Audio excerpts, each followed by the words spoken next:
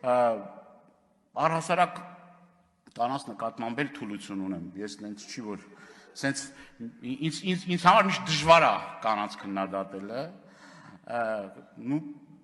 չգիտեմ էլի, մենք էլ ոչ էլ նպատակ ունենք Էթիկին Հունանյան, ձեզ ոչ թիրախավորելու, ոչ վատաբանելու, ոչ ինչ-որ սենց ասած ձեր աշխատանքը, ասենք, որ գիտեք ինչ կա դուք վատ եք աշխատելու կամ ինչ-որ նախորոք գնահատականներ տալու եւ այլ, ասենք, մենք այդ չենք ասում, մենք ընդհանրապես մեր մտահոգություններն ենք հայտնում, նույն ասեց պարոն Թունյանը դեղորայքի հետ կապված խնդիրները եւ մնացած էլի շատ կարեւոր խնդիրներ, որ մեզ հետևող